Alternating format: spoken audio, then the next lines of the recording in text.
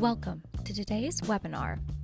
County Health Rankings and Roadmaps is a program of the University of Wisconsin Population Health Institute. This webinar is brought to you thanks to the contributions of colleagues and partners in Wisconsin and across the nation, with support from the Robert Wood Johnson Foundation. It is produced in collaboration with Healthy Places by Design, an organization that advances community-led action and proven strategies to ensure health and well-being for all. The University of Wisconsin-Madison occupies ancestral Ho-Chunk land, a place their nation has called Dejo since time immemorial. UW-Madison respects the inherent sovereignty of the Ho-Chunk Nation, along with the 11 other First Nations of Wisconsin. This webinar will be recorded. All speakers' views are their own. Guest bios and slides from today's webinar are available on our resource page. We will share a link to the resource page when the webinar begins. Stay up to date on all things CHR&R. Find us on Facebook, Twitter, and LinkedIn. And if you haven't already, sign up for our newsletter by scanning this QR code with your phone's camera. It's the best way to find out about upcoming webinars, our podcast, and our latest tools and resources. Your facilitators today include our host, Erica Burrows-Girardi, with support from CHR&R Communications Specialist, Colleen Wick, and the Collaborative Learning Director from Healthy Places by Design, Joanne Lee. We invite you to continue the conversation immediately after the webinar in our discussion group. Joanne Lee will be our lead facilitator. And watch for a chat from Colleen for details on how to join the group after the webinar.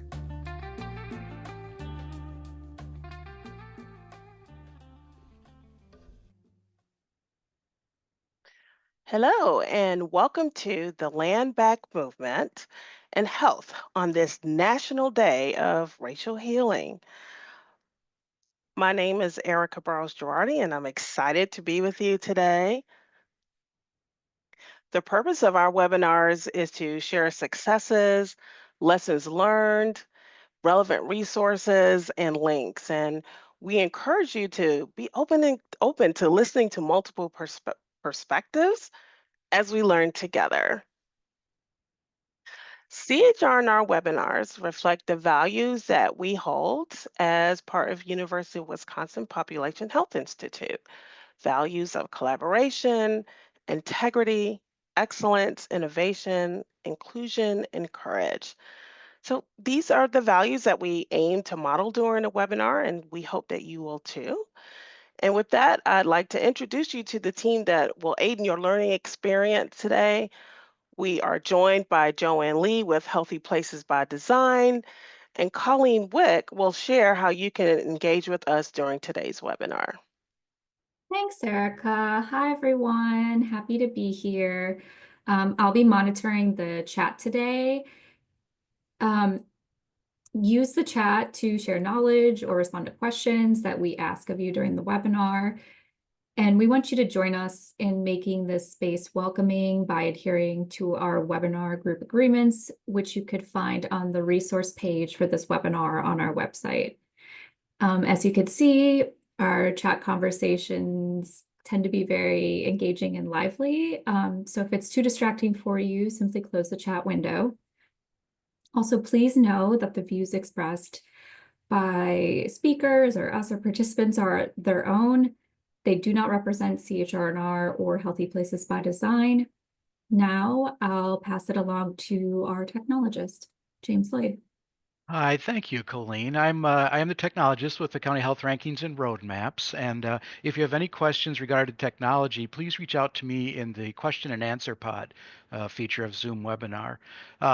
Erica, I'm up here in the polar vortex of wintry Wisconsin. It's been below zero for the past 30 hours, so I apologize for my fleece, but it's keeping me going today. So That's okay. Thank you, James. yeah, And welcome listen, everybody. Yep. I'm in Florida, and you will notice I have a sweater on. It is cold for us. Don't make fun of me, but it is like the low 50s. So it is, we consider that freezing. Very good. But thank you, James. Thanks to all of you, all of our production team members who are stellar. And I want to chat with you a little bit about this special day. It's called the National Day of Racial Healing. And for the past several years, county health rankings and roadmaps have been honoring or observing this day, if you will, with a special webinar. The National Day of Racial Healing was created by the W.K. Kellogg Foundation to call attention for the need to heal. The Kellogg Foundation defines racial healing as a process that restores individuals and communities to wholeness, repairs damage caused by racism, and transforms societal structures into one that affirm the inherent value of all people. When people come together to build relationships based on trust and mutual respect, they're better able to bridge divides and work together to transform systems and structures. So, as we explore racial healing this year, we want to learn a little bit more about land acknowledgements and the land we wanted to learn, I should say, more about land acknowledgements, the land back movement, and the relationship between both and health. Now, the founder and CEO of the Indian collective, Nick Tilson, was scheduled to join us today. Nick will be unable to join us, and he does send his regrets. On January 19th, this is the reason why he's not able to come. President Joe Biden issued clemency to an Indigenous activist that you may have heard of. His name is Leonard Peltier. And Nick is traveling today as part of this new development. So, if you'd like to read more about the Indians' involvement, the organization has posted their website and posted information on their website and their LinkedIn page. We've decided to proceed with today's webinar since this topic is important. And we will use this time to share important information with you and hopefully have Nick in the future. I also want to mention, in light of the fact that Nick won't be able to join us, we will not have a discussion group following today's webinar, like you heard in the intro. However, there will be an opportunity for you to discuss a little bit more about land acknowledgements later this week. So we're going to chat out that information later on in the webinar. And be rest assured, we will still have a webinar resource guide. So you can look for this resource guide, including links from us with the information we're going to share today, but also links from Nick Tilton. He also sent us some links, and that will also be in the resource guide. So look for that later on this week. Let's start with some grounding. U.S. history is rooted in the destruction, genocide, and forced relocation of indigenous communities that started when European settlers arrived to this land. And then after the Civil War, the U.S. Army actively pursued Native American genocide by systematically massacring tribes and destroying buffalo herds. Tribal nations were forced to sign treaties and relinquish millions of acres of tribal land in exchange for reservations. And these treaties were full of mistranslations and manipulations of indigenous terms for a relationship with the land. The treaties, as you know, were rarely honored by the US government. And I just want to pull out a couple of events or movements that happened over the course of history that really have lasting impacts even to today when we talk about indigenous culture. And one of them is forced relocation. Now, this is an actual poster that was available that was actually promoting land that the US government realized would be available. They anticipated that they would have literally thousands and thousands of acres of land that were once owned by indigenous groups. So the way that they made that land available is to force indigenous groups onto reservations, and then they sold that land.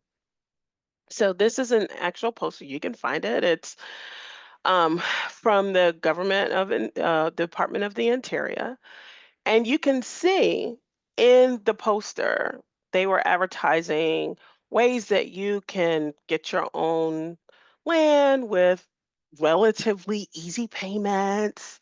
You would be able to get a title for the land and you would be the owner of it like within 30 days. It was so like fast tracked. So lots of these types of lands were being sold in the West, and that's how a lot of the West became populated. I actually have a friend who's from Nebraska, and sadly realized that the land that has been what she thought, would consider like this is my ancestral land, passed down through their generations, was actually obtained this way. So that's one thing that we saw happening that brought us to where we are today. Another event or movement was the boarding school movement. And I'm going to quote this to you from the National Native American Boarding School Healing Coalition. Beginning with the Indian Civilization Act Fund of March 3rd, 1819, and the peace policy of the 1869, the United States, in concert with and at the urging of several denominations of the Christian Church, adopted an Indian boarding school policy expressly and intended to implement cultural genocide through the removal and reprogramming of American Indian and Alaska Native children to accomplish the systematic destruction of Native cultures and communities. The stated purpose of this policy was to, quote, kill the Indian and save the man. I will let you know, I'd, I'd heard of boarding schools, probably you have as well. I was actually shocked by the number of boarding schools that were across North America. We have now, not we personally, but this organization has now tracked over 500 known Indian boarding schools that were in the United States. And then you see others that were in North America, but actually 523 for just the United States alone. The impact of these boarding schools was devastating. For the children that were forced to participate in the reprogramming of culture, there was a loss of identity. They ended up having issues with self esteem, didn't feel secure and safe. They were institutionalized, learning, forced to assimilate to a different culture. And this led to them having difficulty forming healthy relationships with others. Families lost parental power. Um, the extended family system as known to native groups or how they operated within their culture was almost destroyed. There's a loss of sense of community, loss of language, loss of tribal traditions and ceremonies. And we saw that the tribal nation structure was weakened. Now, I'm excited to say that there is a reclamation going on, that as part of this truth and reconciliation movement that's happening with Indigenous groups across our country, actually across the world, we are seeing that Indigenous groups are reclaiming their language, they are reclaiming their cultural traditions. And so while we can celebrate that, we also have to acknowledge that there has been lasting impacts from these from all of the genocidal actions that happened in our past. And those lasting impacts are defined by researchers Andrew Subika and Bruce Link as cultural trauma. According to those researchers, cultural trauma involves an assault by a dominant group on an individual's culture through force, threats of force, or oppressive policies for the purpose of damaging, devaluing, or destroying that culture to advance the dominant group's interest in gaining key resources. So the cumulative effects of cultural trauma that indigenous groups had endure and continue to endure have affected their health. Well, in what ways? I'm going to show you a schematic, but first, let me just summarize by saying cultural trauma increases stress, but it also increases stigma as people begin to look at other groups and say, well, what's your problem? So that stigma also increases. Resources from groups are stripped. And as a result of this, we see health disparities begin to happen. Sabika and Link also created this this schematic that actually shows you what can happen when a dominant group comes in and creates cultural trauma. We see that there's multiple replaceable mechanisms, like cultural resources, right, in other words, of modes, institutions, and lands. Well, what do we mean by modes? Researchers Sabika and Link describe these modes as loss of language, norms, customs, values, things that contribute to our worldview. They become disrupted or stripped. What about institutions? That's another cultural resources that you see a declining when you see the dominant group comes in. Those institutions refer to the social and cultural systems responsible for areas of social and community life, like the family, economic systems, legal systems, educational systems, religious, political, and even health systems. You know, there's this idea that Native groups didn't have these systems, that when Europeans moved into this land, that those things didn't exist, that they didn't have a sense of society and all of these institutions that we now take for granted in our own society. But they were there. And those things were actually forcibly removed or stripped. And then lastly, the other cultural resource that Sabika and Link talk about are the lands. Cultural lands is that third trauma impacted resource. It refers to material resources that people can be stripped of. Physical property, your home, right? Healthy foods, your housing, your transportation, any type of wealth that your group may have had that would have been passed down. These are the things that are necessary to sustain health in any given society. So when those things happen, we see stigma and stress go up. And those flexible resources such as money and power and prestige, all of those decline. Cultural resources decline, cultural wounding increases, and we have health disparities that can result. So, what do we do? How do we move from that? We move from, there's a movement now to move from all of the cultural trauma into healing.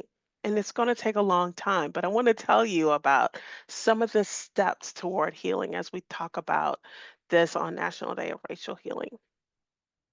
Government policies in the 20th century toward indigenous people vacillated between discriminatory policies, tribal termination efforts, they were still going on, and also support for tribal self-determination.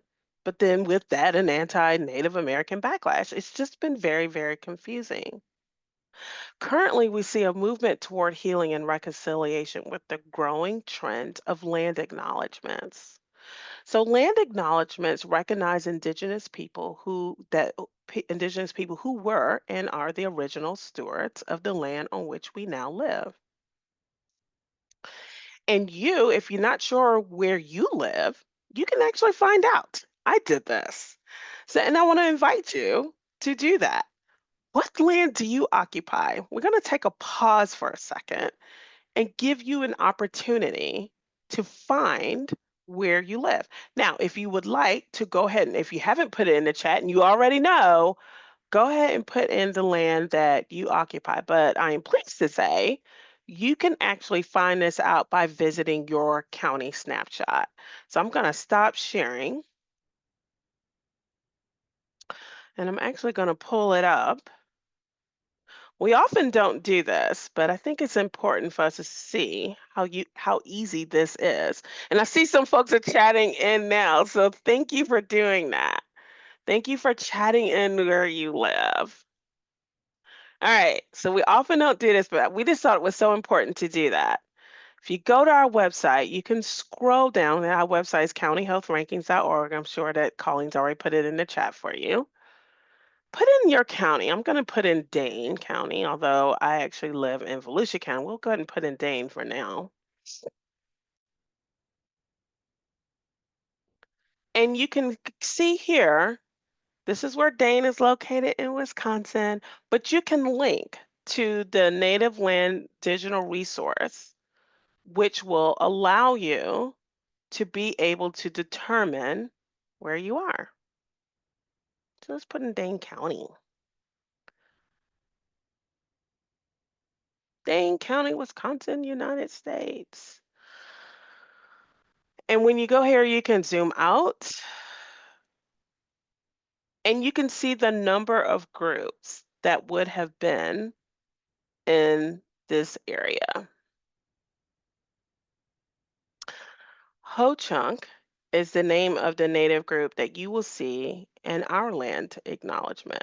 So let me stop sharing for a second. I want to look at the chat, and I encourage you to do this with me to see where people are chatting from and see if there are any commonalities of where people live. I'm in Tamaqua land, by the way, in Volusia County, Florida. Thank you. Thank you guys for, I mean, that's that means a lot to me. Thank you for putting those in. Let's talk about how you can create a land acknowledgement.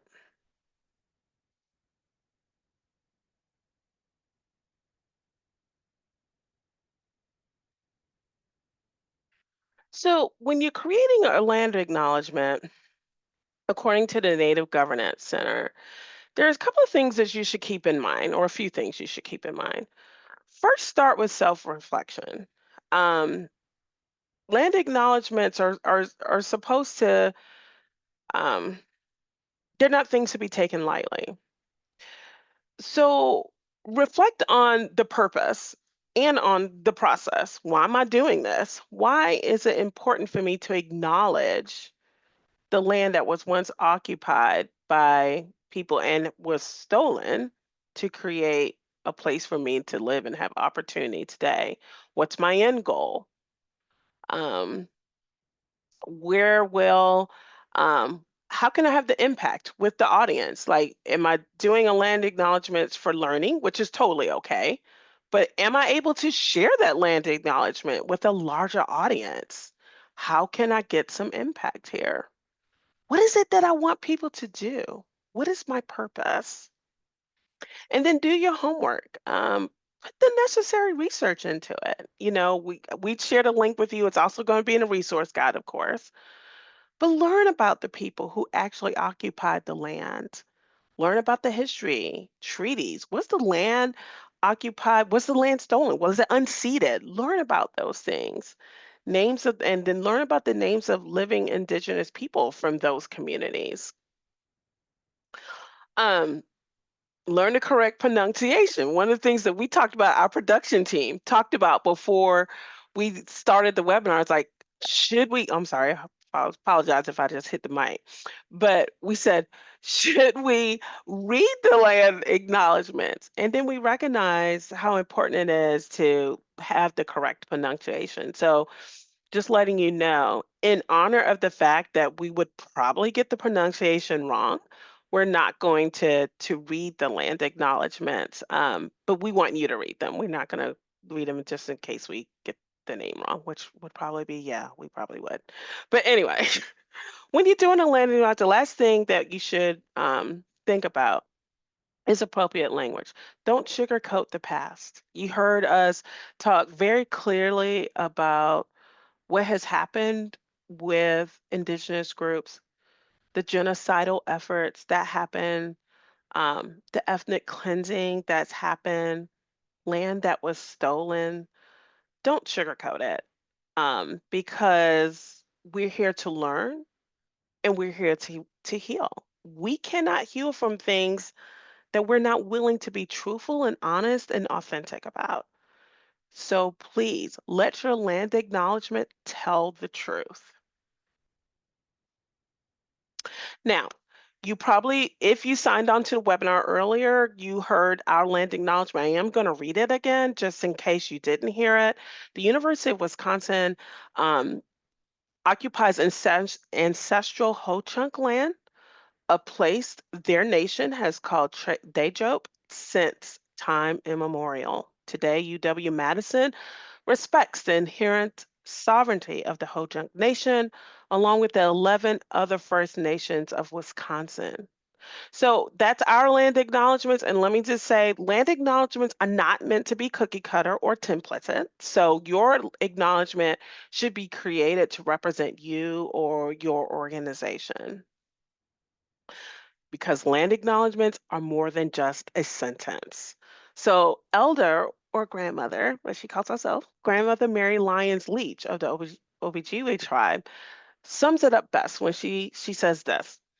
When we talk about land, land is a part of who we are. It's a mixture of our blood, our past, our current, and our future. We carry our ancestors in us, and they are around us, just like they are with you. So, even if we build land acknowledgements into our everyday practice, I want to emphasize that they are a start to reconciliation and they are meant to motivate further action.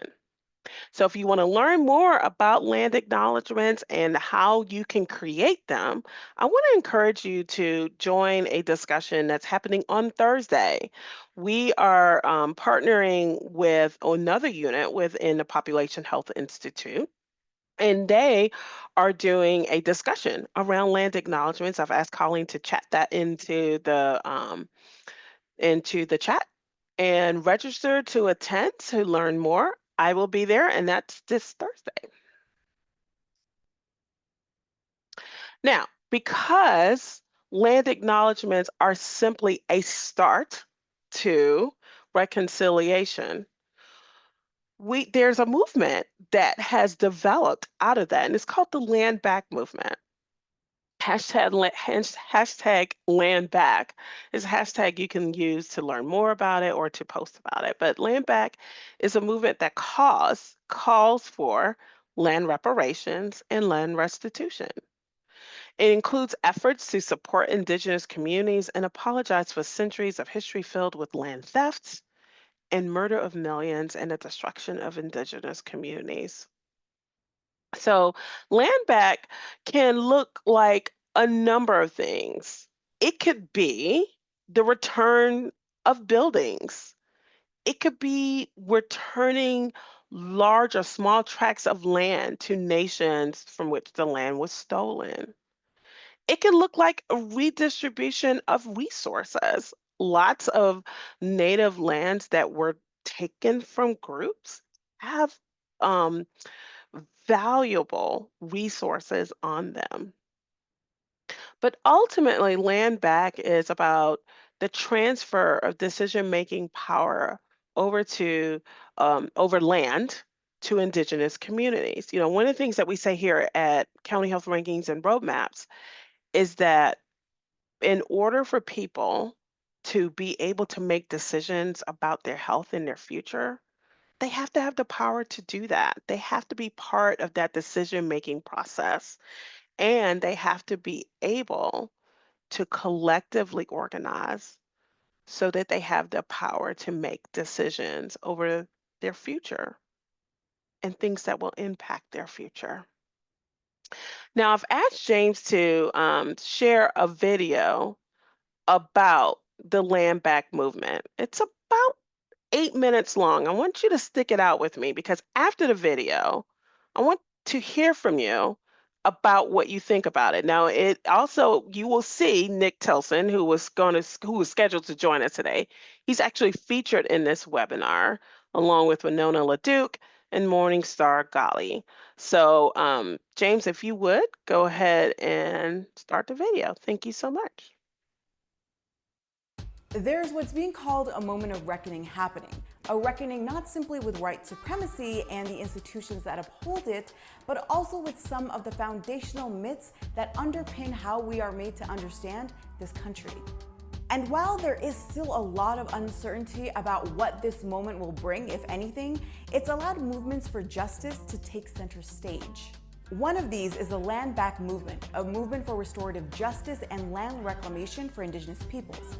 Now, you may be thinking, land reclamation, like taking back this land, the one I'm paying excessive rent to live on? Kinda, except it's a little bit more complicated than that. And so I thought it would be good to bring in 3 Indigenous activists to discuss what land reclamation is, what it looks like, and why the movement for justice for Indigenous peoples isn't just necessary, but encompassing us all.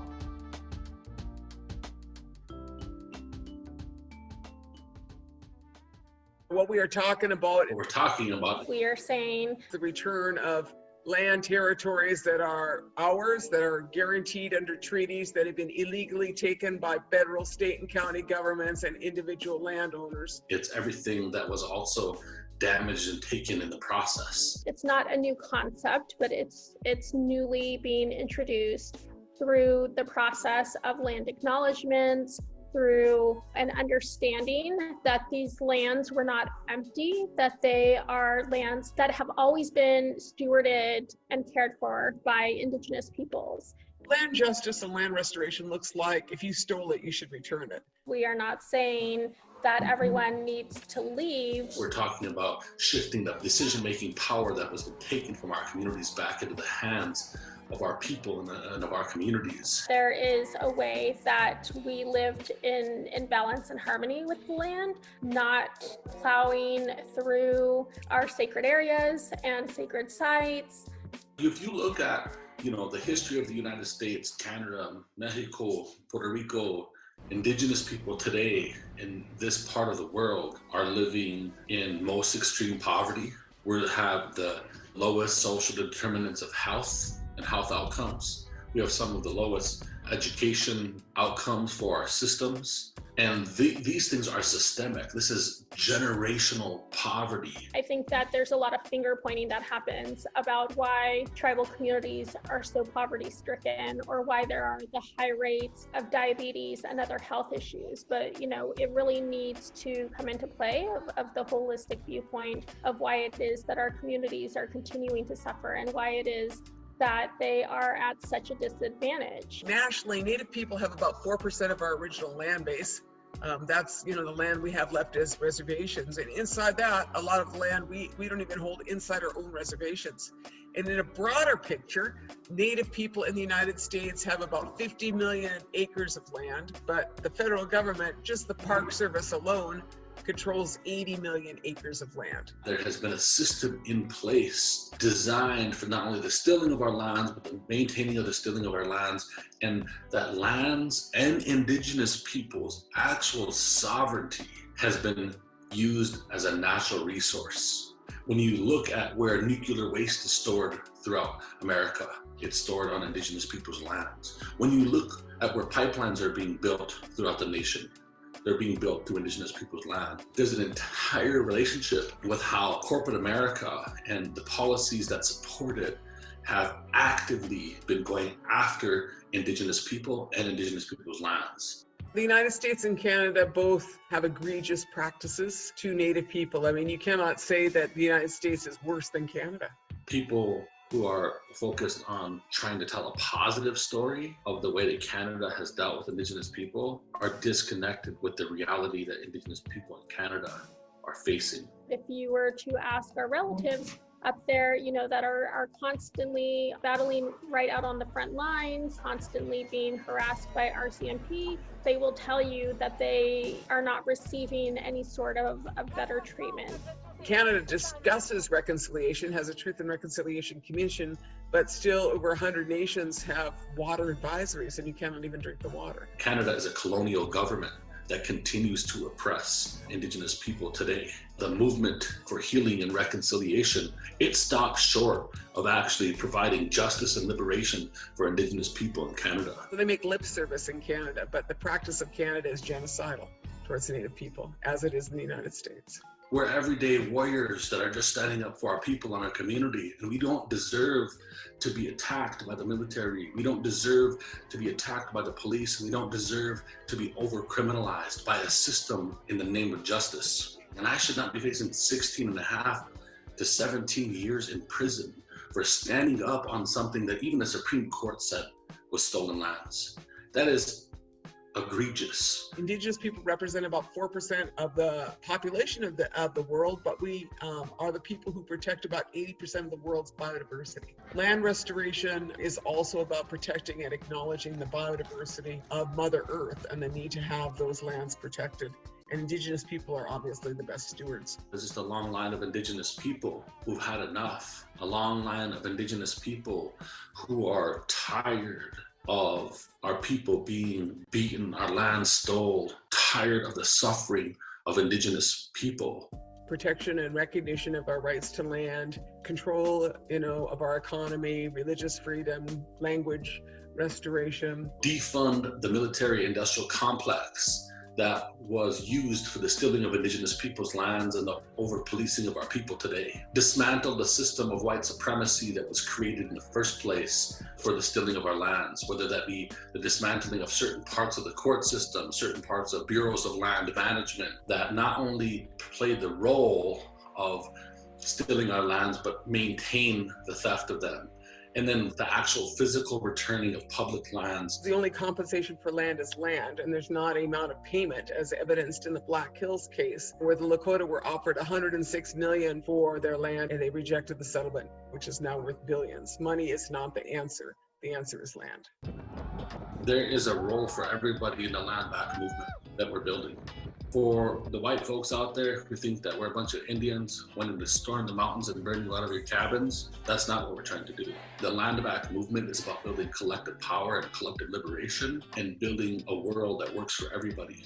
Work there with us, work side by side with us to dismantle imperialism, colonialism, and a system of white supremacy and racial injustice. So, collaborate with us, be our relatives, be our co-conspirators, be our accomplices for dismantling these systems. Don't be scared of us for dismantling them. Thanks so much for watching this conversation. It's worth noting that we've seen some good steps in recent years. In October 2019, the city of Eureka in California voted to give back ownership of more than 200 acres of land to the Wyote tribe. Then there was July 2020 Supreme Court decision to rule much of eastern Oklahoma Native territory.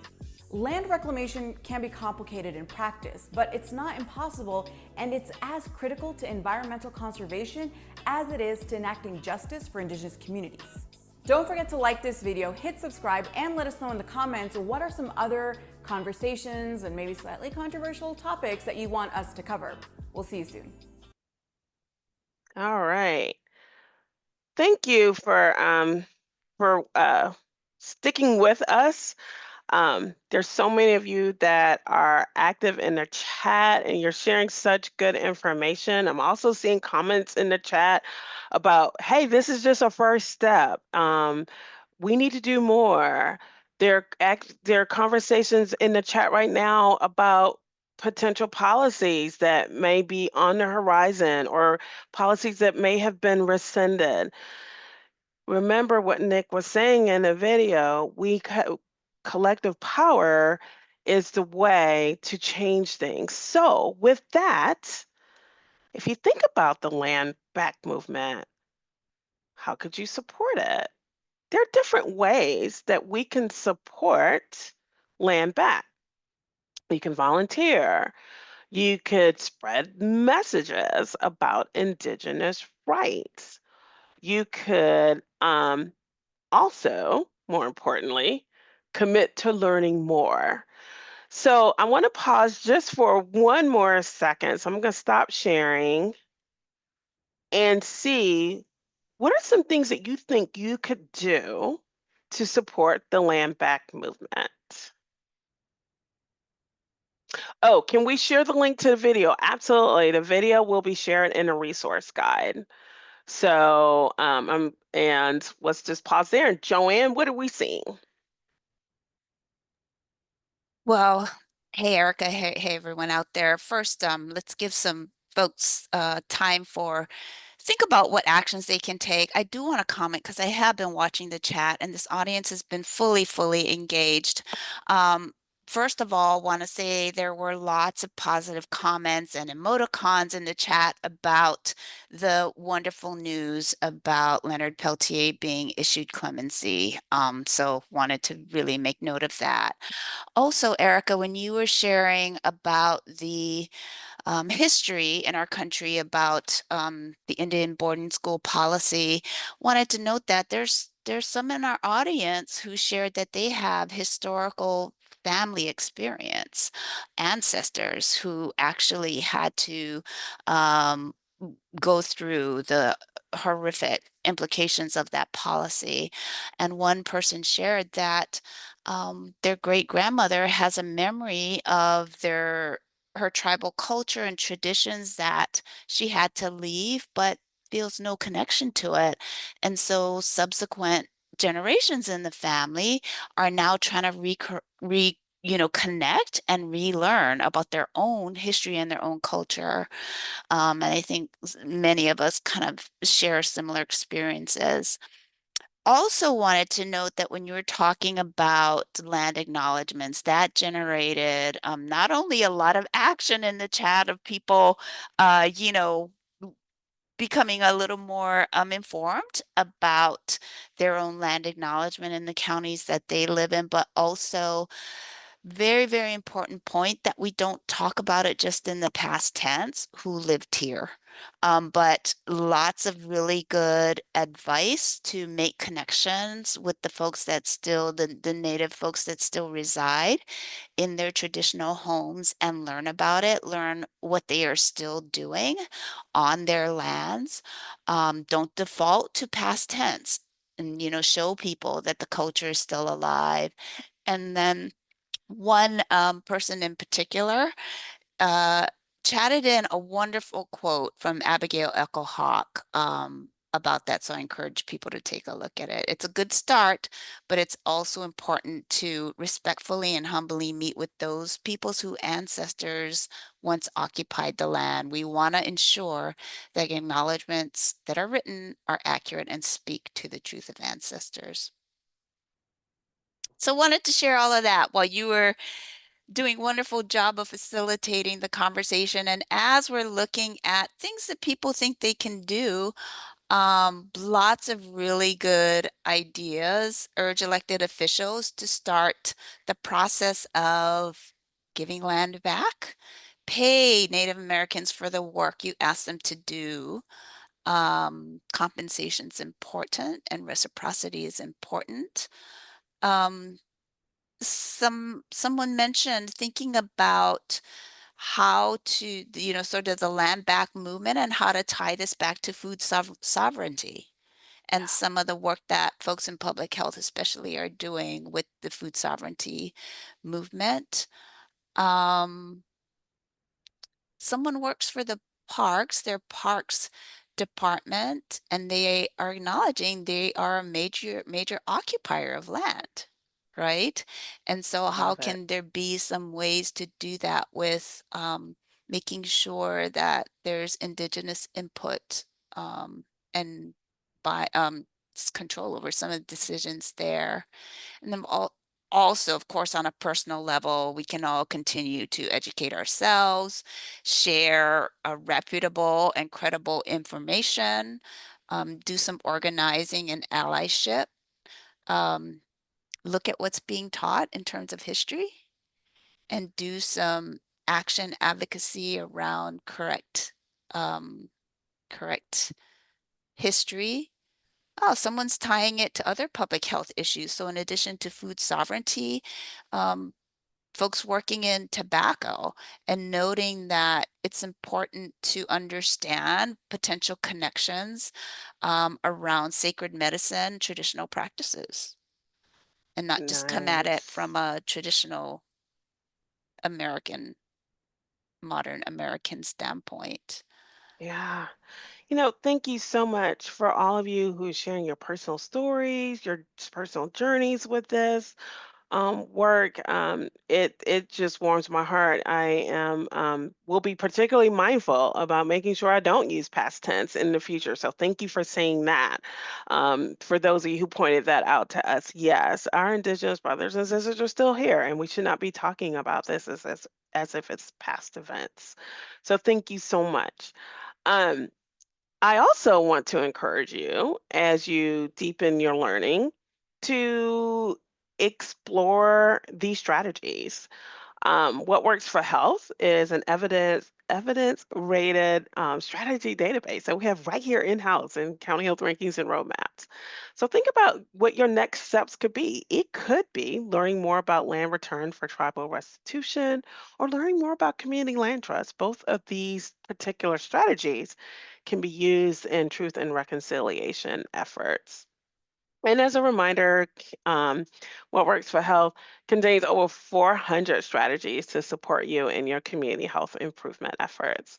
I really want to thank you for leaning in today, even though Nick Tilson couldn't join us because he's taking part in the work that's happening with Peltier. I want you to thank you for leaning in and willing to learn because this topic was so important to us. And as we continue to explore the strength of power and deepen our learning around power for systems change, I want you to make note of the webinar that we have coming up. This time we're going to be talking about power through the lens of narrative, and our own Jed Amurao will be joining us, as well as Jana Barron. Some of you know her, and she is the founder of Freedom LLC.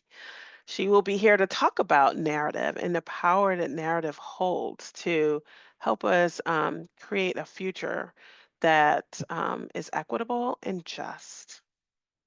And if you would, please be sure to complete a brief survey that Colleen is chatting out the link to now. We love hearing from you. And it really does help us improve our webinars. It's also the best way for us to learn about what you want to learn about too. So thank you for completing that. And lastly, be sure to follow us on social media. And the best way to learn about our upcoming newsletters, oh my gosh, upcoming webinars, our podcasts, and our new resources and tools is to subscribe to our newsletter. So thank you so much for opening our 2025 webinar season with us, leaning into the learning more about land acknowledgements and the land back movement. I look forward to seeing you in February as we discuss narrative. Thank you so much to our webinar production team as well. And then lastly, to you for everything that you do in your communities to advance equity. Thank you so much.